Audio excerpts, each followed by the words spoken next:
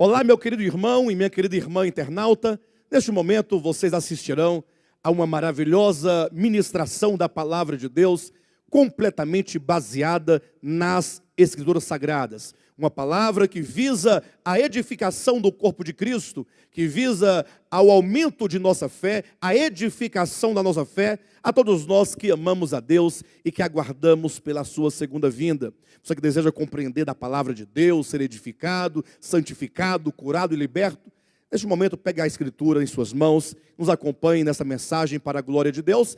Não se esqueça que no final você pode inclusive compartilhar com seus amigos essa mensagem, pode sinalizar com um joinha aqui embaixo do seu vídeo e mesmo tecer os seus comentários em o nome de Jesus. Queridos, o encargo da mensagem dessa manhã, ele, na verdade, é uma repetição de uma mensagem que foi ministrada por mim nos últimos 2 encontros que eu estive presente em grupos familiares, um no Valparaíso e outro aqui mesmo em Ceilândia. Eu pensei em ministrar outra coisa nessa manhã, mas o Espírito Santo me incomodou e não dá para deixar de ministrar algo que está tão forte, tão pulsante no coração. E eu espero que essa mensagem ela possa vir com força, ela possa vir com um brado grande em nossos corações, porque nós precisamos de ajuda. Amém? Diga para quem está perto de você, nós precisamos de ajuda. Pastor, mas por que precisamos de ajuda? Esse é um ministério tão rico em ministrações da palavra do Senhor, é um ministério amplamente favorecido no aspecto, no quesito doutrinário. E por que nós precisamos de ajuda? Porque às vezes nós pensamos que quem precisa de ajuda é aquele que está fora desta assembleia. É aquele que não tem o mesmo nível de conhecimento que você tem. É aquele que não tem, digamos, as mesmas capacidades intelectuais que você tem. Que não recebe a mesma palavra que você tem. Mas é aí exatamente, queridos, que mora o grande perigo. Pelo grande volume de palavras, de exortações, de aconselhamentos que nós temos, nós precisamos de muita ajuda para prosseguir. E o título da mensagem dessa manhã é um convite apropriado para todos os tempos. Quem escutou, diga amém. Um convite apropriado para todos os tempos. Eu quero que você abra sua Bíblia na Epístola aos Hebreus. Nós iremos ler não poucos versículos. Eu contei rapidamente lá em casa, se a minha conta estiver certa, são 21 versículos. Tá? Não é um capítulo inteiro, nós iremos ler porções do capítulo 10, porções do capítulo 11, capítulo 12 e capítulo 13, da Epístola aos Hebreus, e mais um outro texto do Antigo Testamento, em Juízes capítulo 16, versículos 21 e 22. Mas eu prometo que eu não vou gastar a metade do tempo lendo versículos, não. Haverá ministração também nessa manhã. Apesar que somente a leitura desses textos, elas já são uma grande dádiva, já são uma grande bênção para nós. E antes mesmo de ler, queridos, essas porções que eu quero destacar, eu quero aproveitar essa oportunidade em público e conclamar e convidar novamente os irmãos que estão aqui nessa manhã e os irmãos que estão também nos acompanhando. Eu quero convidar os irmãos a estarem aqui nas quartas-feiras. Deixe-me perguntar, dos irmãos que estão aqui nessa manhã, quantos estão vindo às quartas-feiras? Levante a mão. É, infelizmente, a menor parte. Mas pastor, por que o senhor quer convidar novamente? O bispo Fernando já convidou, e o senhor quer convidar novamente por quê? E quero convidar os irmãos que estão à distância a acompanharem o estudo da Epístola aos Hebreus. E deixe-me gastar apenas um pouco de tempo fazendo esse convite a você nessa manhã. Nós estamos há muito tempo nesse ministério, queridos. Nós já estudamos diversos livros. Quem está conosco desde o início sabe que nós temos esse perfil, nós temos, digamos, esse hábito de estudar sempre um livro inteiro das Escrituras. Nós já estudamos por 3 vezes o livro do Apocalipse. Nós já estudamos as epístolas de João, o Evangelho de João, Romanos, por último Gálatas, já estudamos também Mateus, mas eu ouso em dizer que a Epístola aos Hebreus será o livro de maior impacto, maior profundidade e alcance prático e teológico e espiritual nos últimos 16 anos deste ministério. Você que não veio ainda, nas quartas-feiras, nós começamos há 2 semanas apenas. Venha fazer parte dessa comunhão em torno da palavra do Senhor. Eu sei que você será grandemente ajudado nessas ministrações. Não é uma palavra, um discurso vazio. Não é alguém que quer vender alguma coisa para você. Na verdade, é um convite para que você seja ajudado pela palavra do Senhor. E Hebreus é um livro extraordinário nesse sentido. Hebreus capítulo 10. Vamos ler, queridos. Eu quero ler, primeiramente, do versículo 32 até o versículo 39. Preste muita atenção, abra sua Bíblia, acompanhe em nome do Senhor Jesus Cristo, um convite apropriado para todos os tempos. Hebreus capítulo 10, versículo 32 ao versículo 39.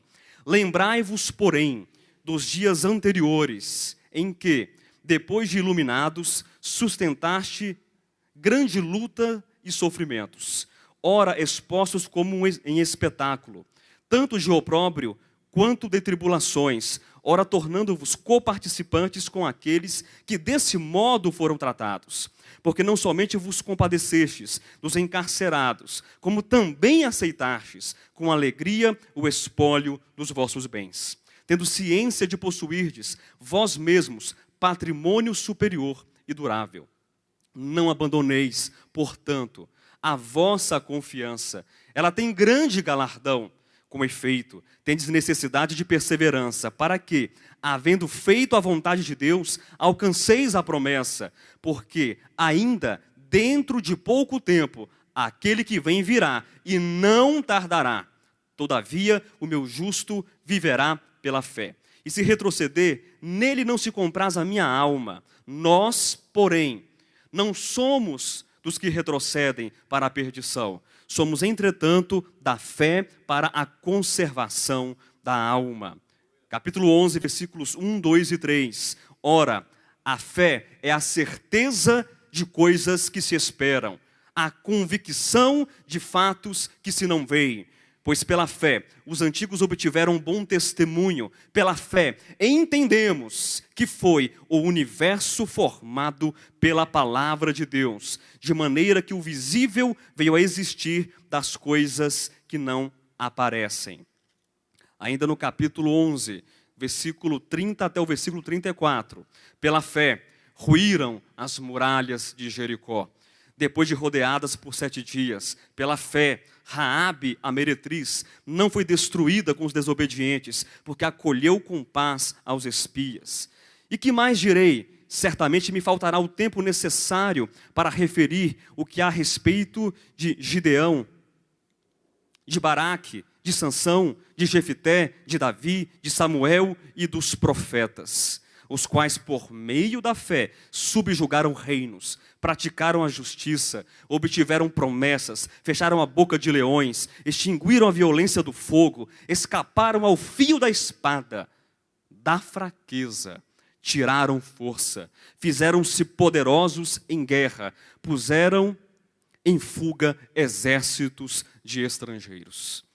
Capítulo 12, versículos 1 e 2. Portanto,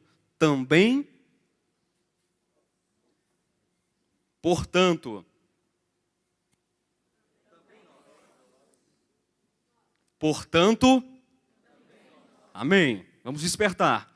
Visto que temos a rodear-nos tão grande nuvem de testemunhas, desembaraçando-nos de todo o peso e do pecado que tenazmente nos assedia, corramos vagarosamente.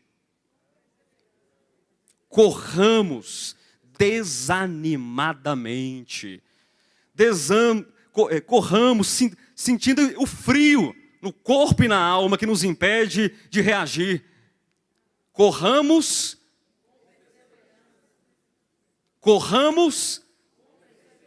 a carreira que nos está proposta, olhando firmemente para o autor e consumador da fé, Jesus, o qual, em troca da alegria que lhe estava proposta, suportou a cruz, não fazendo caso da ignomínia, e está assentado à destra do trono de Deus.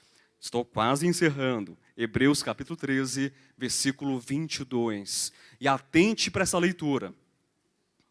Abra o seu coração, meu querido. Rogo-vos ainda, irmãos, que suporteis a presente palavra de exortação, tanto mais quanto vos escrevi resumidamente. Rogo-vos ainda, irmãos, que suporteis. Suportar o quê? A presente palavra de exortação. E para encerrar, vai lá no Antigo Testamento, Juízes, capítulo 16, versículos 21 e 22. Espero que você encontre. Os capítulos 13, 14, 15, 16 de Juízes são capítulos que falam sobre a história de Sansão. E aqui nós temos o final dessa história, dessa caminhada deste homem.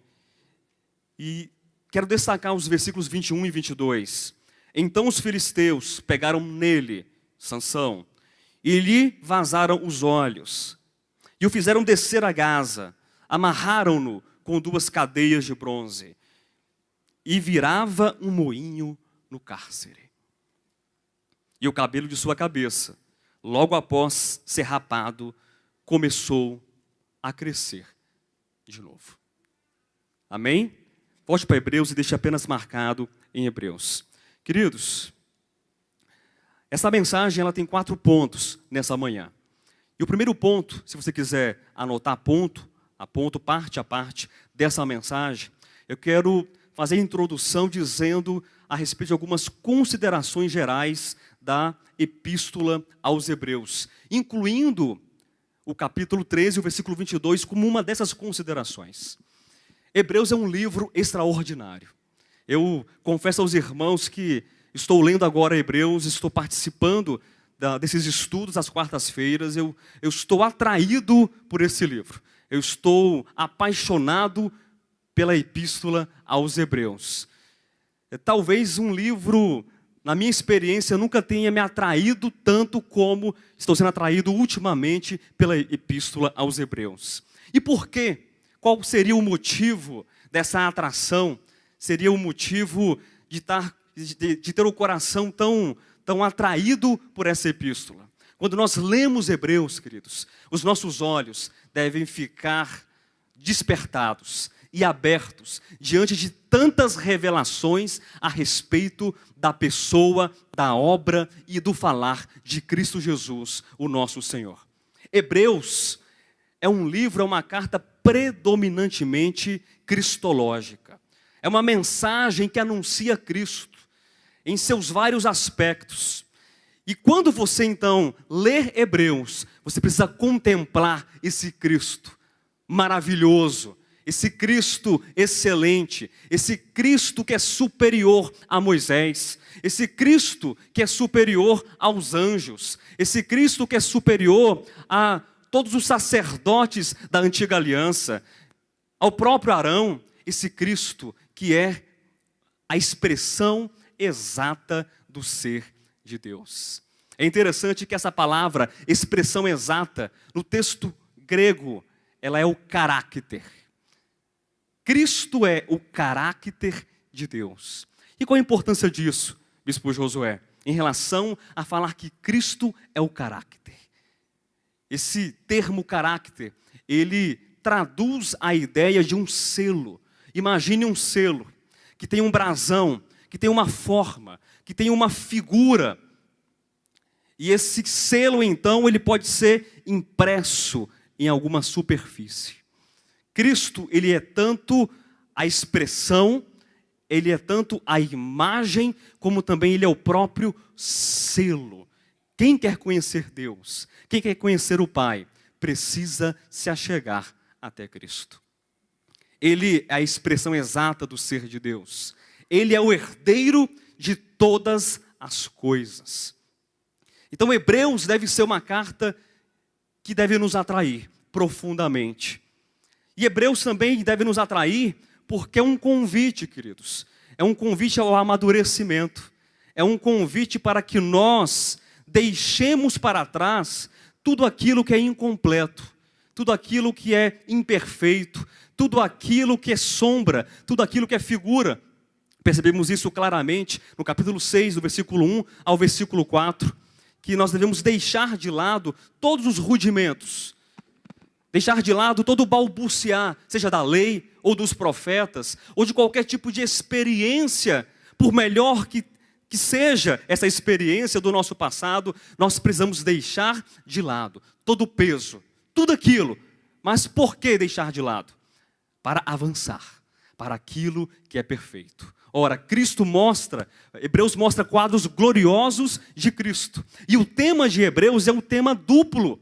É um tema duplo porque o tema principal é Cristo, enquanto a expressão de Deus, enquanto o pleroma de Deus. E a partir, então, dessa visualização de Cristo como o centro do propósito de Deus, como a universalidade e centralidade de todas as coisas, nós somos convidados agora a caminhar, a avançar, abandonando todas as coisas que não são Cristo e deixando de lado, deixando para trás.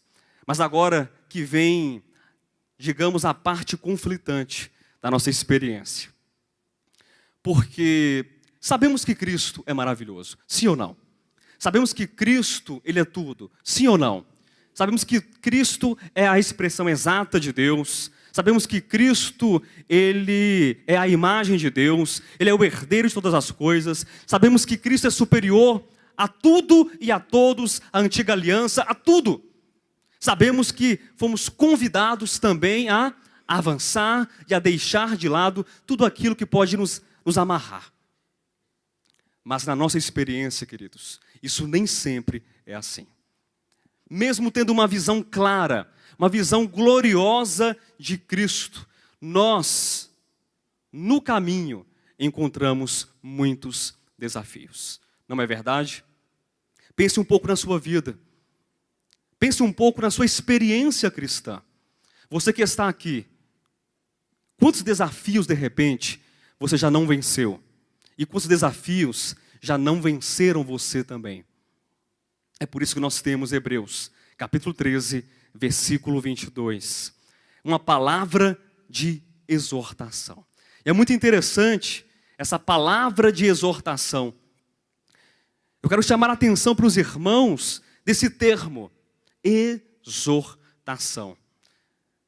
Quando nós olharmos para a nossa vida, quando nós olharmos para essa epístola toda, e você de repente chegar lá no último capítulo, em Hebreus capítulo 13, versículo 22, daqui 1 ano, 2 anos, eu não sei quanto tempo nós teremos gastar no estudo dessa epístola. E você então se deparar com essa expressão de palavra de exortação. Exortação do grego paraklesos, que significa consolação, que significa confirmação. É um auxílio. Nós às vezes desprezamos ou não entendemos o significado das palavras. E pensamos que exortar é brigar, é exigir algo de alguém. E essa palavra paraklesos, a exortação em Hebreus 13, 22, ela está ligada a Paráclito, ao nosso advogado, ao nosso consolador, ao nosso ajudador. Significa que essa palavra de exortação de Hebreus capítulo 13, versículo 22, nessas considerações iniciais, elas nos fazem um convite a olhar para toda a epístola, para olhar para Cristo, para olhar para a nossa experiência em Cristo, sabendo que em Cristo nós somos exortados, sabendo que em Cristo nós somos consolados, sabendo que em Cristo nós somos estimulados a perseverar, nós somos encorajados a continuar percorrendo a carreira que nos foi proposta. É muito semelhante ao texto de Romanos capítulo 12 também, versículo 1, no rogo de Paulo, quando ele diz: rogo-vos, pois, pelas misericórdias de Deus. Paulo está convidando a cada um de nós a olharmos para todos os capítulos anteriores, o capítulo 11, 10, o 9, o 8, o 7, como Hebreus também nos convida a olharmos para trás. A ideia de Paulo em Romanos 12, 1, esse rogo do grego parakaleo, ou seja, Hebreus 13, 22, paraclesos, do paracleto, é a ideia de alguém que nos convida amorosamente, nos convida a caminharmos junto dele. Será que você consegue perceber esse convite de Deus? Quando você olha para as Escrituras, quando você olha para as suas dificuldades, quando você olha para tantas coisas que te assediam, você consegue perceber essa palavra de exortação na sua vida? Esse Cristo não é apenas o apóstolo Paulo quem convida, não é apenas o apóstolo Pedro quem convida em seus escritos, não é o ministério apostólico de volta à palavra quem convida. Nós somos apenas aqueles que reproduzem a palavra. Nós somos aqueles que apenas estão a abrir as Escrituras e a ler as Escrituras e expor as Escrituras. Mas eu quero dizer para você, meu amado irmão, que precisa de ajuda para caminhar nessa manhã. Como eu também preciso de ajuda nessa manhã para caminhar, para desenvolver essa carreira cristã. O convite que foi feito a mim e a você para perseverarmos. Essa palavra de exortação, ela brota do coração de Deus. É o próprio Cristo enquanto o nosso consolador, enquanto o nosso ajudador. É o Cristo glorioso. É aquele, debaixo dos pés desse Cristo, estarão todas as coisas subordinadas a Ele. É aquele que é o apóstolo e sumo sacerdote da nossa confissão. Amém? Nós não podemos esmorecer. Nós não podemos olhar para trás com saudosismo das nossas velhas experiências religiosas. Porque é muito fácil nós olharmos para um livro como esse, que foi escrito especificamente para um povo, para os judeus, um povo de uma cultura complexa, e olhar, às vezes com desdém, e falar: puxa, Hebreus capítulo 10, aqueles crentes judeus, eles não conseguiam prosseguir, eles não conseguiam avançar. Por que não avançavam? Tanto que eles receberam de Cristo, tanto que eles tinham até mesmo da lei e dos patriarcas, e agora tem Cristo, que é o melhor de Deus, e não avançam. E quanto a nós, que estamos a 2000 anos de distância desta experiência? E quanto a nós, que às vezes, mesmo enxergando a glória de Cristo, mesmo enxergando a excelência do Senhor, mesmo sabendo tanto, mesmo recebendo tanto, na terça, na quarta, no domingo, em todos os dias, e você tem dezenas e centenas de programas, de mensagens gravadas, e quanto a nós, o que fazer? É um grande desafio, quando nós olhamos para o que está à nossa frente.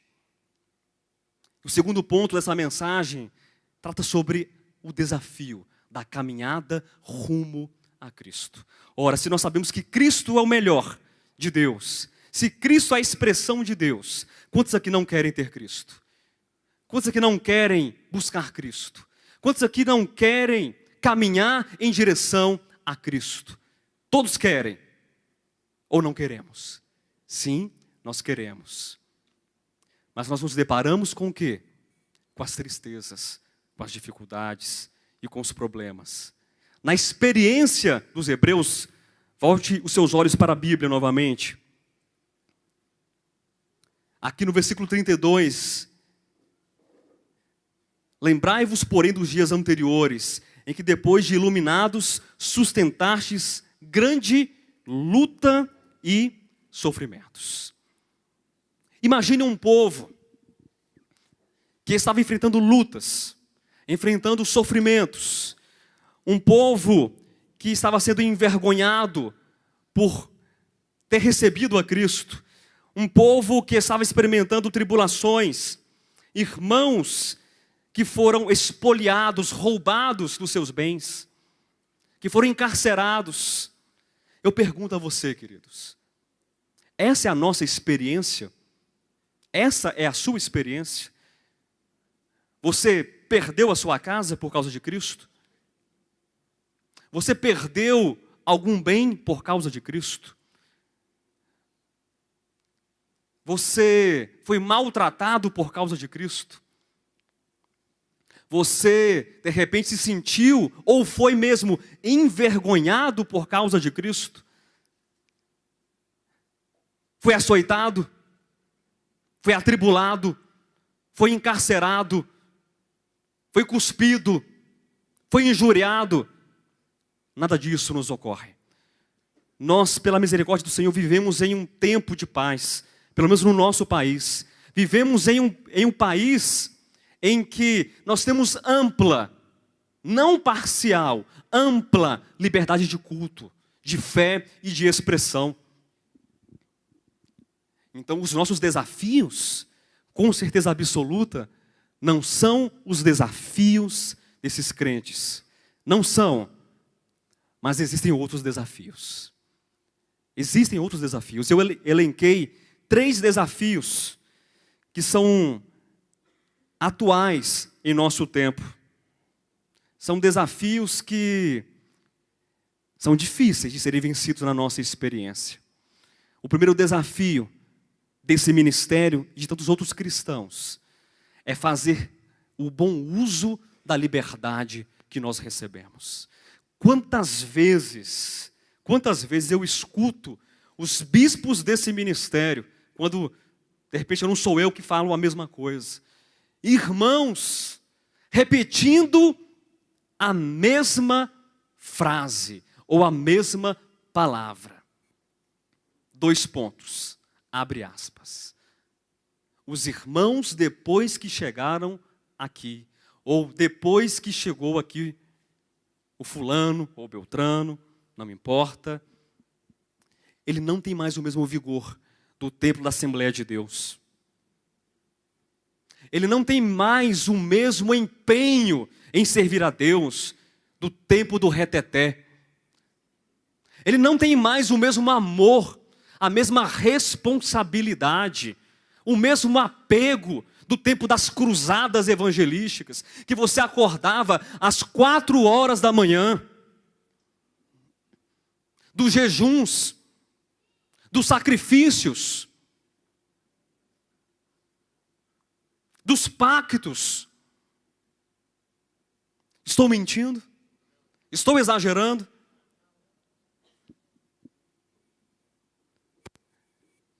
É uma palavra de exortação. Você vai entender, ainda que seja no final, que é uma palavra de exortação. Não no sentido de exigir, de brigar, mas de convidar a olhar para aquilo que é perfeito. Nós temos esse grande desafio, pelo menos essa é a experiência do nosso ministério. Nós vivemos trancafiados, queridos. Nós vivemos algemados durante tantos e tantos anos. Trancafiados e algemados a coisas, a modelos, a sistemas. E de repente você vem para uma experiência em que você é livre. Diga, eu sou livre. Somente para os livres. Eu sou livre. Mas pastor, eu sou livre para quê? Eu sou livre para quê? Você é livre para correr a carreira cristã. Você é livre para avançar. Você é livre para congregar. Você é livre para ofertar, sem gafanhoto. Você é livre para ter comunhão. Você é livre para orar. Você é livre. Nós precisamos fazer um bom uso da nossa liberdade. Eu não quero dizer com isso que os irmãos estão sendo libertinos. Não é isso. Que estão vivendo uma vida dissoluta. Não. Mas nós corremos esse grande risco de estarmos aqui e não utilizarmos a nossa liberdade. De repente, nós precisamos orar para que haja perseguição no Brasil. De repente, precisamos orar para que haja o espólio dos nossos bens. Talvez nossas orações na terça-feira deve ser esse tipo de oração, para que algo surja dentro de nós, para que algo brote de dentro de nós, para corrermos essa carreira. Se Cristo não te atrai, se a expressão de Deus não te atrai, se aquele que é maior do que todas as coisas não te atrai, o que é que vai te atrair então? Então tragamos para cá o velho pacto. Tragamos para cá então a velha aliança. E os gafanhotos que venham. E as campanhas que venham. E o que mais? Vamos trazer. Porque estamos de repente saudosos. Como os hebreus ao saírem do Egito, que estavam saudosos, havia um sentimento de saudosismo no coração deles. Os alhos, as cebolas, os melões e os pepinos. E as chibatadas dos feitores. Nós somos livres. Olha para quem está perto de você. Olhe nos olhos. Seja o marido olhando para a esposa olhando para o marido, filho, um irmão. Olha e diga, você é livre. Você é livre. Queridos, eu não sei com que peso essa palavra vai chegar no seu coração. Talvez alguns estejam a se sacudir interiormente, dizendo que é uma palavra forte demais, é uma palavra desnecessária, mas eu estou incomodado. E eu preciso falar essa mensagem. Nós somos livres. Quantas vezes nós escutamos a expressão de que o ministério apostólico de volta à palavra é um ministério especial de Deus. É um ministério extraordinário. E às vezes a sensação que eu tenho enquanto pastor é que os bispos são um ministério. O bispo Alexandre é um ministério. O bispo Fernando é um ministério. O bispo Josué é um ministério. E os demais bispos são um ministério. Mas os irmãos não são um ministério. Quem entendeu? Às vezes eu tenho essa sensação de que o ministério não é composto por todos, mas o ministério são alguns, apenas. Mas eu quero dizer para você, em alto e bom som, nessa manhã, para aqueles que estão aqui, aqueles que estão assistindo essa mensagem nessa manhã, o ministério não é um, o ministério são todos, e são vários. E o convite é para que nós, nessa liberdade que nós temos, nós avancemos a carreira que nos foi proposta. Esse é um desafio para nós, esse é um desafio para o nosso tempo. Não são os sofrimentos, não são as tristezas de perder os bens, não é a prisão, não é o cárcere, não são os açoites, não são as injúrias. Mas antes que fosse de repente aquele que mata o corpo, aquele que fere o corpo, aquele que aprisiona os tornozelos, que algema os braços, do que cedermos ao curso deste mundo, do que cedermos a Satanás e ao príncipe da potestade do ar, que violenta a alma, que aprisiona o coração. Queridos, vamos despertar. Eu quero convidar o ministério apostólico de volta à palavra, a um despertamento espiritual. Quando nós olhamos para a história da igreja, é uma história pontuada por despertamentos espirituais. Eu sei que muitos deles são questionáveis, eu sei disso. Eu sei que muitos movimentos, eles são questionáveis. Eu não quero entrar nessa manhã nesses méritos, de saber na história aquilo que é questionável, aquilo que foi aprovado por Deus. Mas eu não duvido de que Deus, Ele despertou o seu povo em inúmeros momentos da sua história. E eu não tenho dúvidas de que nós podemos ser uma pequena fagulha, não apenas aqui, mas em toda a terra, uma pequena fagulha onde o sopro de Deus, o hálito de Deus, ao encontrar essa fagulha, pode encandecê-la, pode aumentá-la e fazer com que o fogo da renovação da palavra de Deus, que mostra Cristo como tudo, possa se espalhar por toda a terra. Deus quer nos usar. Deus, Ele quer nos usar.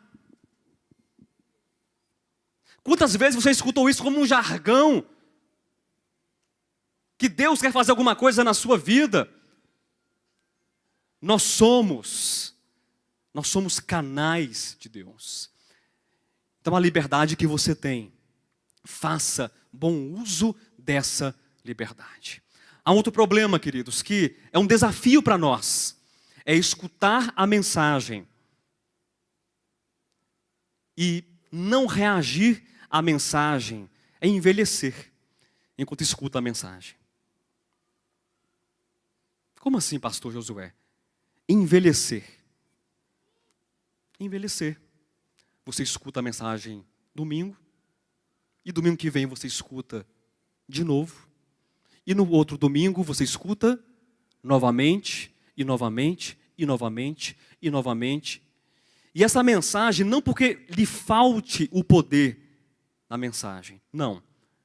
Mas o seu coração, a sua apreensão da palavra, ou melhor dizendo, a falta dela, faz com que você envelheça. E você não está, de repente, 5 anos mais novo no ministério. Você está 5 anos mais cansado. Você está 5 anos mais velho. Você não está 10 anos mais novo no ministério. Você está 10 anos mais rabugento e mais cansado.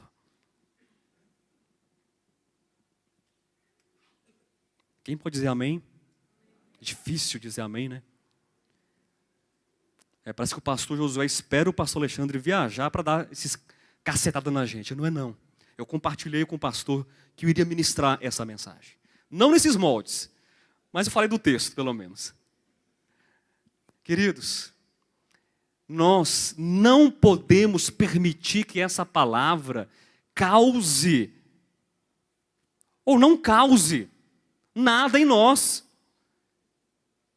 Ficarmos letárgicos, ficarmos paralíticos, ficarmos envelhecidos na cadeira azul. Eu imagino depois de 30 anos de ministério, o que será de alguns de nós aqui? O que será de alguns de nós aqui?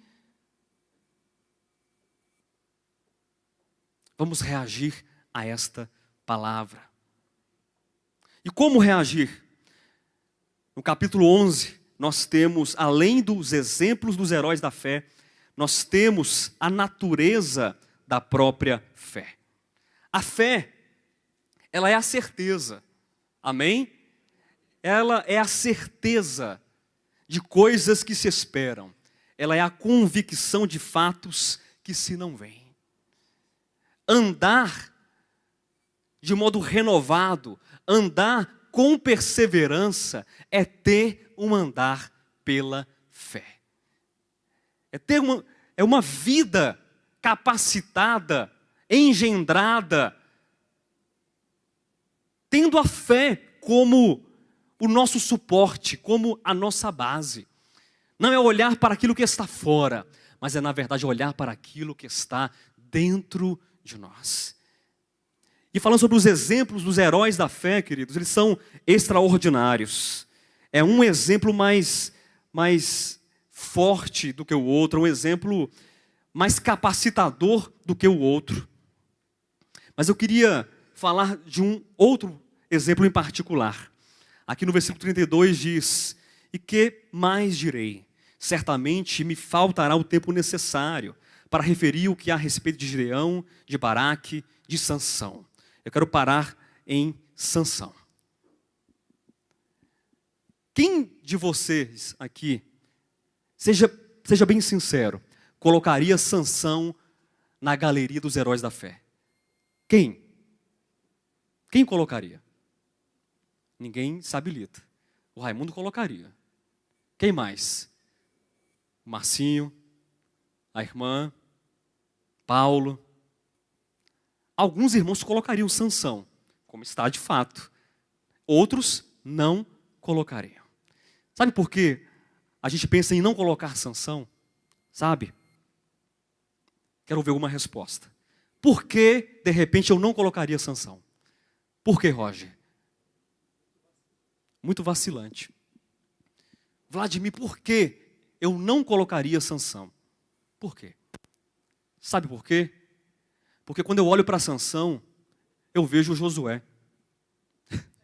Quando eu olho para Sansão, eu vejo o Vladimir. Quando eu olho para Sansão, eu vejo o Roger. Talvez com menos cabelo, mas eu vejo o Roger. Eu vejo o Jailson. Eu mais ainda. Eu vejo o Mildo. Eu vejo o Raimundo. Então eu não colocaria Sansão, como não colocaria o Roger, como não colocaria nenhum de vocês. Isso na minha opinião humana. Mas graças a Deus que essas opiniões humanas não estão contidas aqui em Hebreus capítulo 11. Sansão, ele figura entre os heróis na galeria da fé. E fazer parte dessa galeria dos heróis da fé não é porque é alguém que foi muito bom.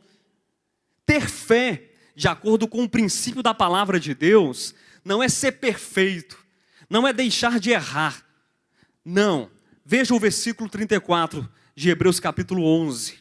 Extinguiram a violência do fogo, escaparam ao fio da espada, vírgula. Leia na sua Bíblia. Vem o que depois?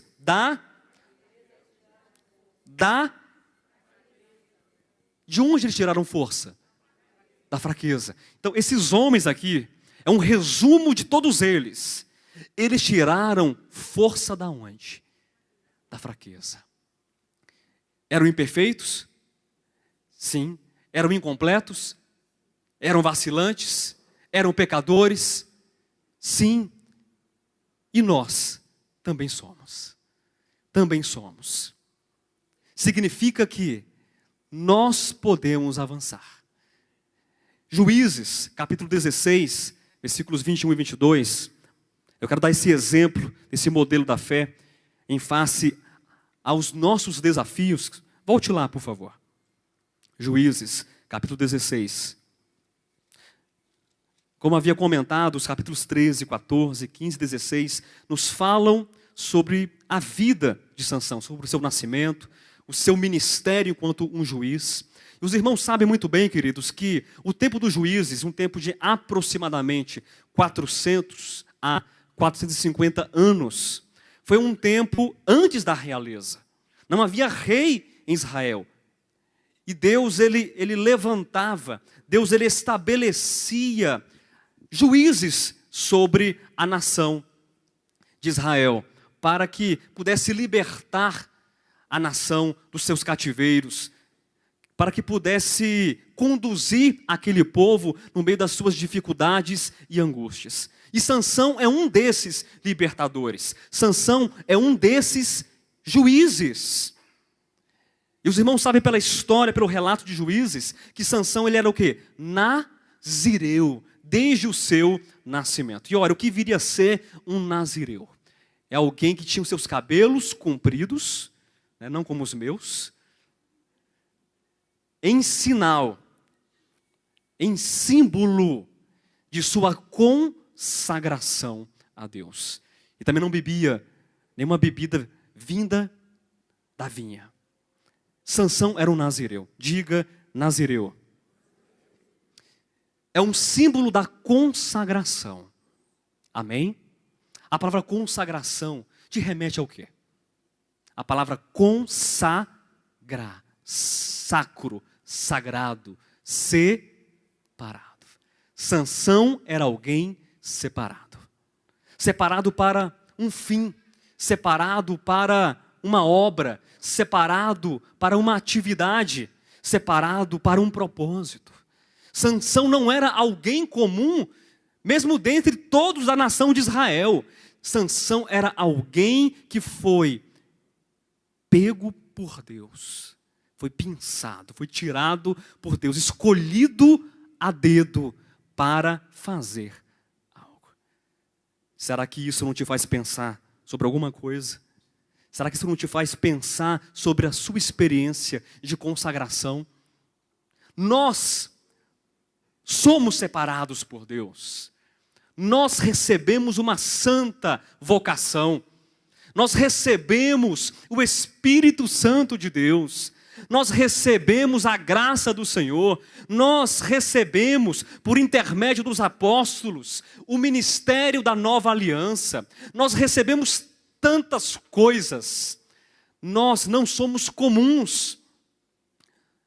Nós não somos super-heróis. Eu sei disso. Nós somos imperfeitos, nós somos incapazes, nós somos fracos, nós somos frágeis. Mas ao mesmo tempo isso é paradoxal.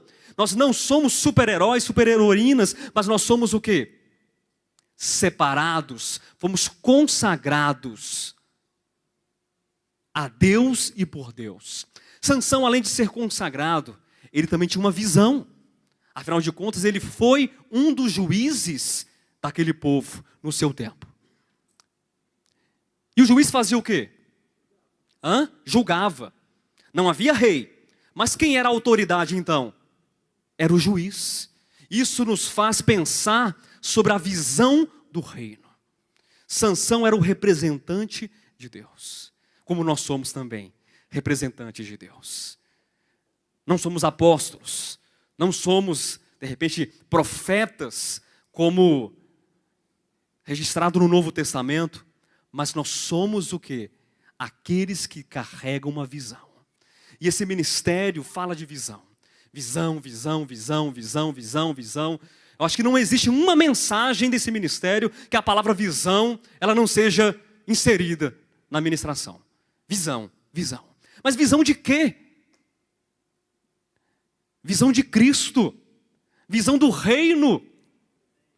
Visão de que as coisas neste mundo, a ordem e o sistema deste mundo são passageiros. Nós vivemos em um mundo abalável. Hebreus fala sobre isso. Nós temos que ter essa visão larga. Hebreus fala de considerar a Cristo, de avançar olhando para Cristo. E eu percebo que às vezes, na nossa experiência, parece que nós temos catarata sobre os olhos. Nós temos uma gordura, uma capa sobre os nossos olhos. E nós não conseguimos enxergar. Nós temos a visão e não temos a visão. Ou parece que a gente troca de óculos, eu não sei o que é. A gente tira, a gente esquece esses óculos e começa a ficar tateando de um lado para o outro, sem a visão que nós temos. Coloca os óculos de novo, meu irmão. Ou peça para Deus aplicar colírio, fazer uma cirurgia, trocar os olhos, fazer alguma coisa. Restaura, Senhor, a minha visão. Restaura, Senhor, a minha visão. Eu preciso ser reativo. Eu preciso reagir a esta palavra que é pregada. Eu preciso fazer parte deste candelabro que ilumina, deste candelabro que é testemunho. Nós não somos espectadores, pelo menos nós não fomos convidados para sermos espectadores. Há uma consagração, há uma visão. Sansão também tinha um propósito, ele libertava. O povo estava oprimido, ele ia contra os filisteus, julgava e libertava.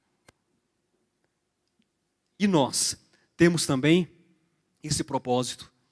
Temos certamente este propósito. Eu compartilhava na reunião dos jovens no último sábado, a respeito do papel da igreja, a respeito do papel do corpo de Cristo. Nós temos Cristo como o nosso cabeça. Ele é o ungido e nós somos Cristos, pequenos Cristos. Cristão é um pequeno Cristo. O cabeça é Cristo. E quem é o corpo? Quem é o corpo? Irmãos, quem é o corpo de Cristo? Nós somos o corpo. E no corpo existem mãos? E no corpo existem pés? E no corpo existem braços? Então vamos caminhar. Vamos abraçar. Vamos permitir que o cabeça conduza este corpo para a libertação dos povos, para a libertação dos oprimidos, para trazer vista àqueles que estão cegos. Vamos permitir que isto aconteça por intermédio do corpo. Este é o propósito do corpo. É ser conduzido pelo cabeça. Agora, o grande problema da vida de Sansão, e não é diferente da minha vida, é que, tendo a consagração, tendo a visão, tendo o propósito, nós muitas vezes flertamos com o inimigo. Nós muitas vezes ficamos enamorados daquilo que será a nossa ruína, daquilo que será a nossa desgraça. Sabendo que aquilo causará um enorme dano na nossa trajetória espiritual. Sabendo que aquilo causará um grande problema, como se não bastassem as dificuldades que já vêm por si mesmas. Nós, às vezes, ou muitas, cada um pense de si, a gente corre atrás da dificuldade. E aí, tem uma dificuldade por aqui? Tem? Não, estou atrás de uma dificuldade. Alguém sabe aí? Aí bate numa porta, bate em outra porta. E aí você conhece alguma dificuldade? Conhece algum problema? Porque eu preciso de um problema. Eu preciso de um peso. Eu preciso de uma sombra. Eu preciso de uma figura de um tipo. Eu preciso de alguma coisa, de uma tradição. Porque Cristo já perdeu a graça para mim. Cristo já não é tão excelente assim.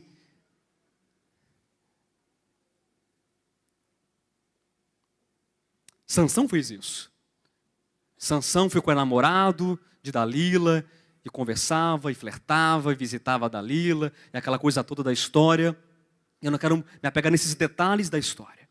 Sansão perdeu a sua consagração. Diga, Sansão perdeu. Vamos acordar. Sansão perdeu a consagração. Sansão perdeu o seu propósito. Diga, Sansão perdeu o seu propósito.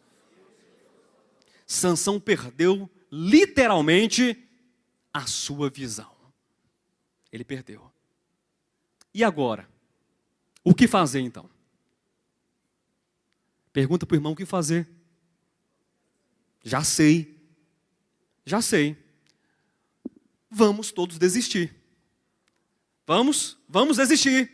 Não, vamos desistir. Porque uma palavra como essa é só para desistir mesmo.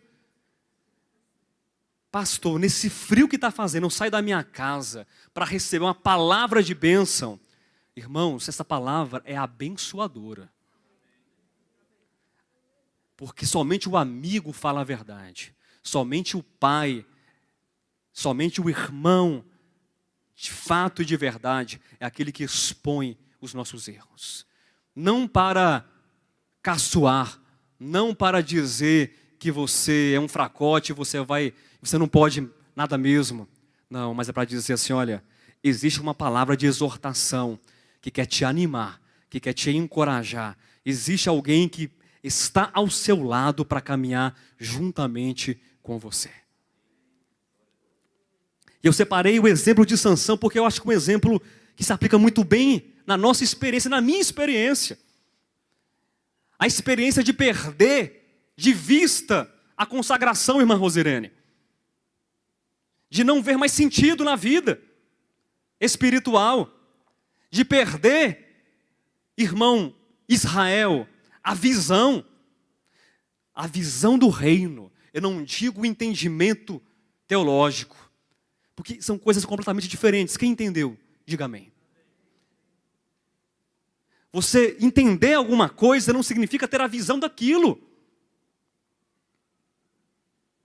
Porque se nós estivéssemos entendendo no nosso espírito, no nosso coração, muita coisa seria diferente. E nós perdemos o propósito. Veja, Juízes 16, 21.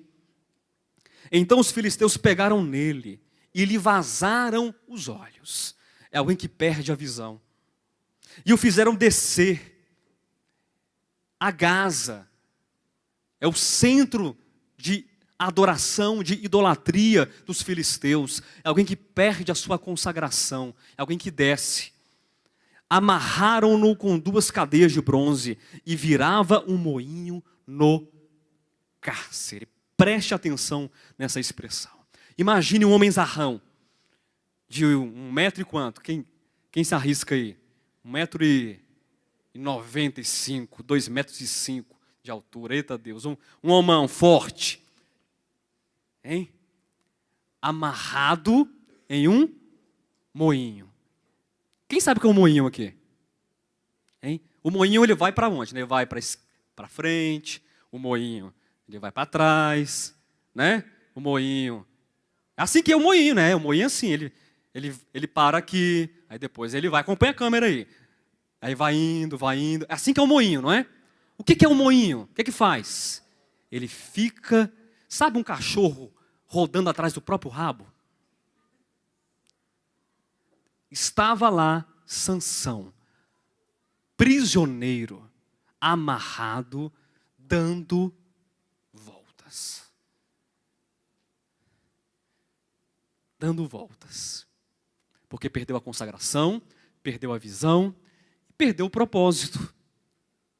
Era como o povo de Israel, que saiu do Egito, livre, liberto pelas mãos de Deus, por intermédio de Moisés, e poderia, em poucas semanas, cruzar, depois de ter cruzado o Mar Vermelho, adentrar na boa terra de Canaã, e tomar posse, espiritualmente falando, do quê? Do reino. Mas eles ficaram dando voltas, ficaram amarrados, cada um no seu próprio moinho, dando voltas, até que morreram. Morreu um, morreu dois, foi morrendo. E os filhos que nasceram no deserto. E eu prefiro muito mais ser forjado e nascer no deserto do que ter nascido no Egito e não ter visão alguma. Os filhos entraram. Mas voltando a Sansão, ele estava ali. Se nós tivermos apenas esse versículo aqui, o versículo 21, qual seria o fim da vida de Sansão? Cego, sem propósito, amarrado, andando em círculos no mesmo lugar. E às vezes é o que a gente pensa da nossa vida.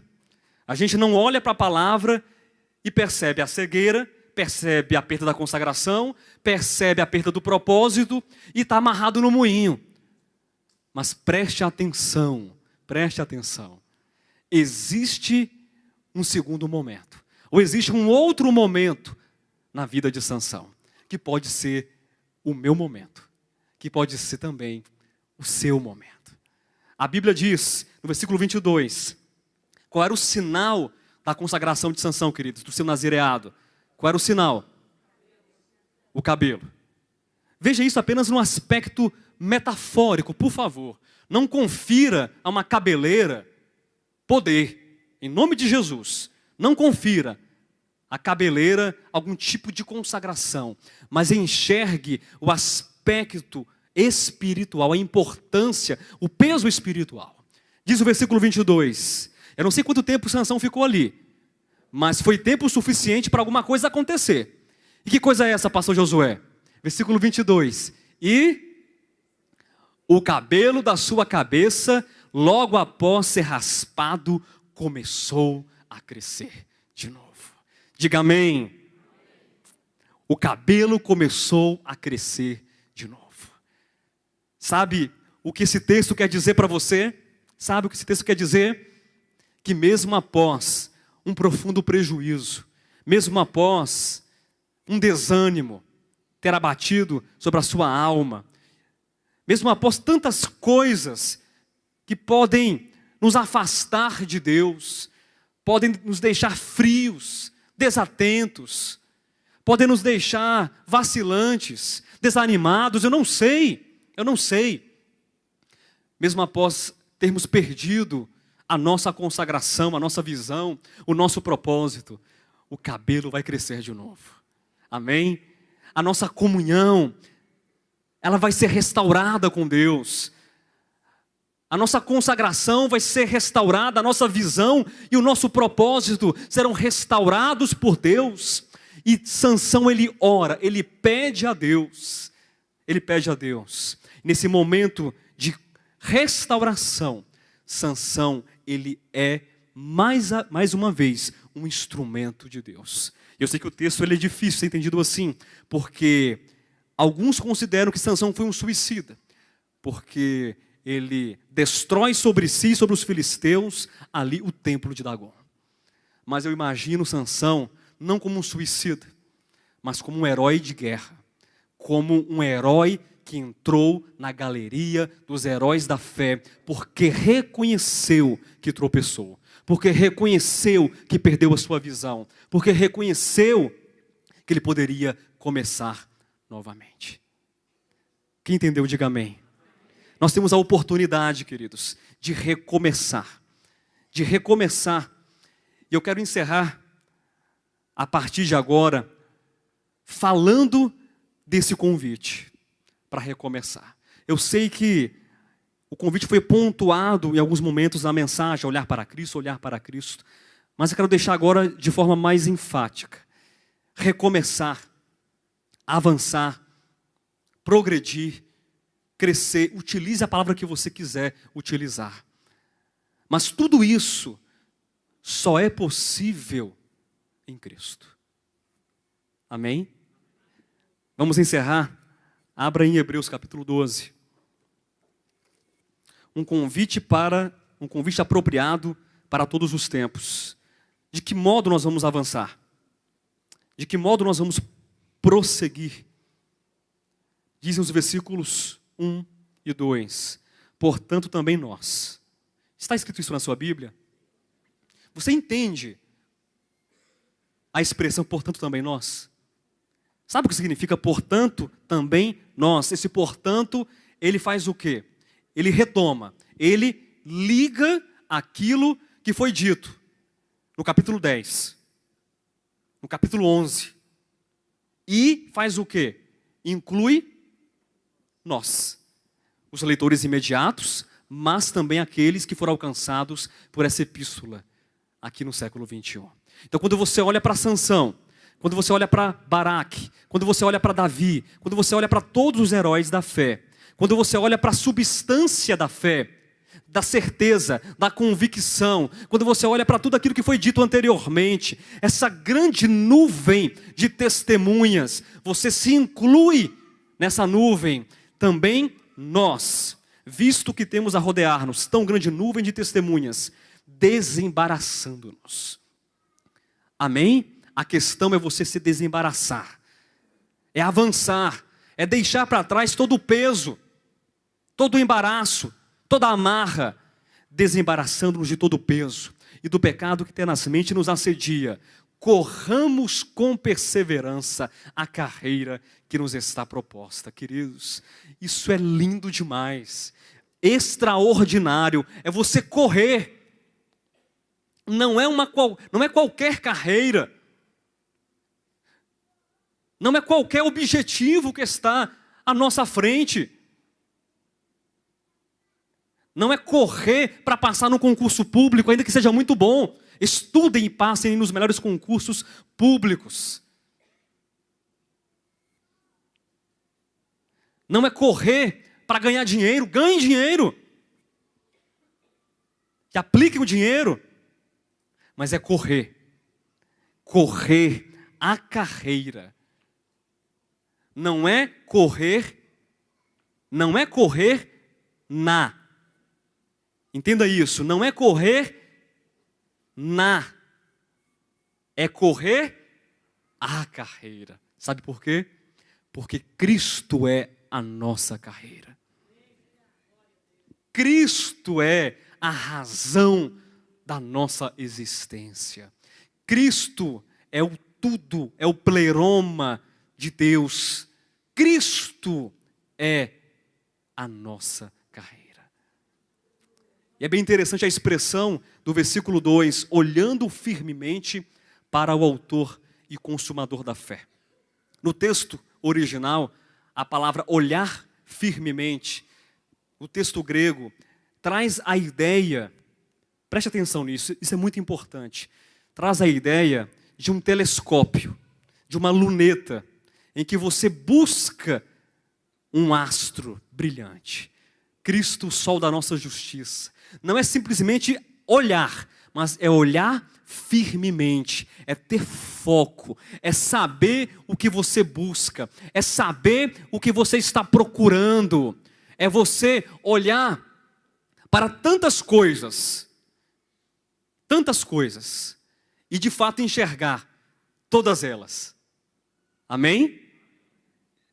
Tantas coisas, enxergar todas as coisas. Mas olhar para Cristo e saber que Cristo não é uma coisa. Cristo é a vida, Cristo é a carreira, Cristo é o nosso tudo. Olhar para Cristo como nosso alvo, olhar para Cristo como a nossa esperança, olhar para Cristo como a nossa verdade, olhar para Cristo como o nosso caminho, olhar para Cristo como a nossa solução, olhar para Cristo como o nosso convite, olhar para Cristo como o nosso consolador, olhar para Cristo como o nosso intercessor, mediador e ajudador. Este convite que foi feito aos hebreus há tanto e tanto tempo atrás, ele continua vivo ainda depois de tantos séculos. É um convite apropriado para a nossa era. É um convite apropriado para a Laodiceia. É um convite apropriado para o nosso tempo, de nós deixarmos a nossa visão míope, a nossa visão tacanha e pequena, que olha para as pequenas coisas e focar o centro do propósito de Deus, e focar o centro de todas as coisas, e sermos atraídos pelo magnetismo que é Cristo. E mesmo que nós, em algum momento, desfaleçamos, nós sabemos que nós podemos recobrar a nossa visão, nós sabemos que podemos recobrar a nossa comunhão e o nosso propósito na comunhão com Deus. Cristo não é mais um item, Cristo não é mais alguma coisa, Cristo é tudo. Agora é necessário viver tendo Cristo como o nosso tudo. Em Mateus, capítulo 17, eu vou encerrar com esse texto. Eu quero apresentar um texto muito conhecido como o episódio da transfiguração no Monte Tabor, do versículo 1 ao versículo 8, que nos faz enxergar quem é esse Cristo. 6 dias depois, tomou Jesus consigo Pedro e aos irmãos Tiago e João, e os levou em particular a um alto monte, e foi transfigurado diante deles.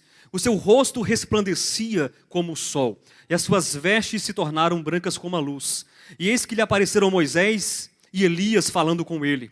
Então disse Pedro a Jesus: Senhor, bom é estarmos aqui. Se queres, farei aqui 3 tendas. Uma será tua, a outra para Moisés e outra para Elias. Falava ele ainda quando uma nuvem luminosa os envolveu.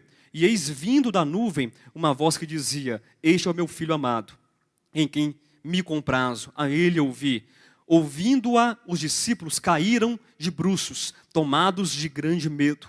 Aproximando-se deles, tocou-lhes Jesus, dizendo: Erguei-vos e não temais. Então eles, levantando os olhos, a ninguém viram, senão a Jesus. Ou a ninguém viram, senão Jesus. Eu quero destacar, para encerrar, queridos, 4 pontos importantes nesse texto que nos fazem olhar para Cristo como de fato devemos olhar. O primeiro ponto está no versículo 4. É a declaração de Pedro. É a declaração tradicional dos religiosos. Ou a declaração daqueles que, mesmo enxergando algum tipo de luz, eles querem igualar Cristo a outra coisa. Ou querem adicionar Cristo a outra coisa. A pessoa tem luz, recebeu a revelação, mas Cristo ainda assim não é suficiente. É uma revelação parcial. E Pedro, ele demonstra isso. Ele diz: Senhor, se tu quiseres, vamos fazer 3 tendas aqui. Farei 3 tendas. Olha a palavra aqui de Pedro, para igualar. Uma tenda para Cristo, uma tenda para Moisés e uma tenda para Elias. Essa é ou não a declaração ou o argumento de muitas pessoas. Cristo, ele é o quê? Mais um. Ele é mais um. E nós temos a declaração do Pai no versículo 5, que interrompe Pedro. Falava Pedro ainda quando foi interrompido. E o Pai diz o quê? Este é o meu filho amado e nele tenho o meu prazer. Quando diz este, o que o Pai quer dizer? É Moisés, o filho amado? É Elias, o filho amado? É Pedro, o filho amado? É Tiago? É João? Ou seja, nem todo o colégio apostólico, nem Paulo, nem Tiago, nem Pedro, nem João, nem a antiga dispensação inteira, nem Moisés, nem Elias, nenhum profeta, nada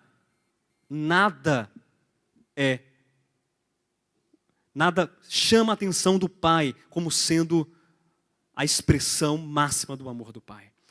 Cristo é o centro do amor de Deus. E no versículo 8, queridos, então eles, levantando os olhos, esse eles aqui diz respeito a quem? A Pedro, Tiago e João. E esse é o convite que eu quero fazer a você nessa manhã, no encerramento dessa mensagem.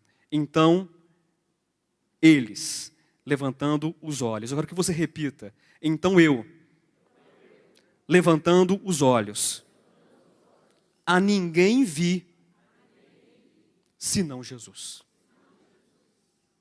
Basta. Levante os olhos. E você não verá mais ninguém. Olhar para Cristo, o autor e o consumador da nossa fé. Amém, queridos?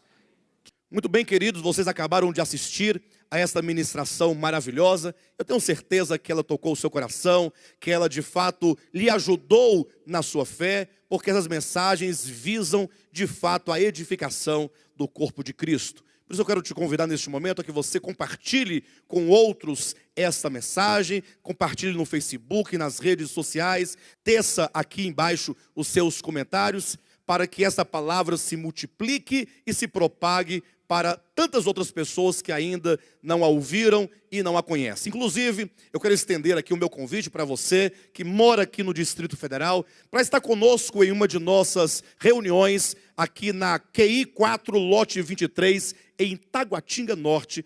Todas as quartas e domingos nós estamos aqui reunidos, sempre com uma poderosa e maravilhosa palavra de Deus sendo ministrada ao nosso coração. Domingo às 9 horas da manhã e às quartas-feiras às 20 horas. Venha, faça-nos uma visita para que possamos nós estreitar a nossa comunhão para a honra e glória do nome de Jesus Cristo.